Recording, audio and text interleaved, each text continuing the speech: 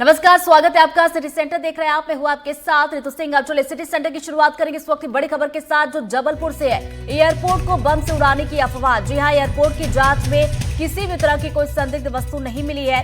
Email से airport को बम से उड़ाने की धमकी दी गई थी। देश के 40 एयरपोर्ट्स को बम से उड़ाने की धमकी दी गई और खमरिया थाने में अज्ञात के खिलाफ FIR दर्ज कर ली गई है। तो ये बड़ी खबर आप तक पहुंचा रहे हैं जबलपुर से।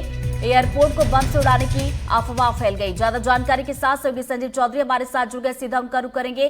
संजीव जी, ये मेल कब आया था और इसमें क्या कुछ लिखा गया था? यह मेल एक सुबह जबलपुर एयरपोर्ट अथॉरिटी को मिला था। उसमें ये बताया गया था कि पैक किया हुआ एक बम रखा है जो भारी विस्फोटक है। इससे इस घटना से लोगों की मृत्यु भी हो सकती है, विकलांग भी हो सकते हैं, इसलिए इसे संभाला जाए। और इसकी जानकारी जब एयरपोर्ट अथॉरिटीज को लगी तो सभी पैसेंजर्स को सुरक्षित निकालकर पूरे एयरपोर्ट की लगभग 2 घंटे तक जांच की गई, लेकिन कहीं भी कोई भी संदिग्ध वस्तु नहीं मिली। अब एयरपोर्ट के ऑपरेशन नॉर्मल कर दिए गए हैं। ऐसी भी जानकारी मिली है कि इस तरह की जो ईमेल है वो सिर्फ जबलपुर नहीं बल्कि देश के कई सारे एयरपोर्ट में आई है। लगभग 40 एयरपोर्ट में इस तरीके की धमकी आई है। पुलिस पे एहतियातनी FIR करा दी गई है खमरिया थाने में, और अभी भी पूरी तरह से जबलपुर एयरपोर्ट के सुरक्षा कर्मी तैनात जो है वो पूरी तरह सतर्क है।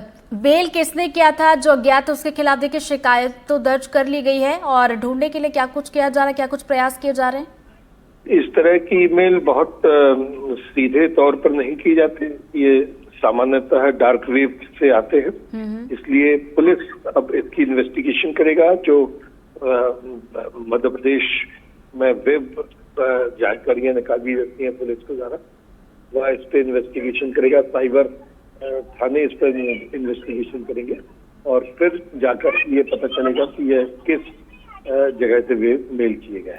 मेल के बाद किस तरह के सुरक्षा के इंतजाम एयरपोर्ट पर किए गए, किस तरीके का अलर्ट रखा गया है? मध्य प्रदेश में जो जबलपुर एयरपोर्ट है वो CISF की कंट्रोल में होता है। वैसे भी वहाँ पर सुरक्षा के इंतजाम हमेशा बहुत तगड़े होते हैं। अब इस घटना के बाद, इस मेल के बाद इंतजाम और भी ज्यादा तेज बढ़ा दिए गए हैं।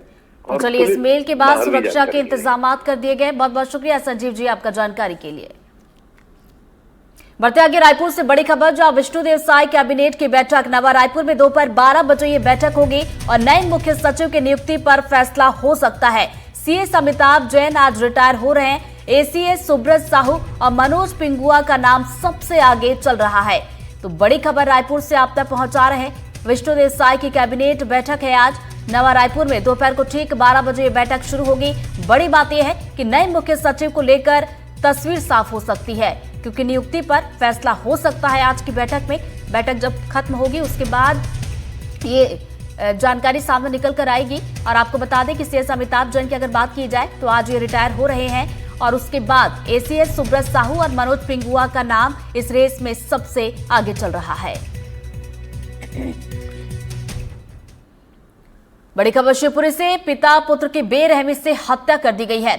हत्या के बाद कुएं में दोनों के शव फेंके गए हैं।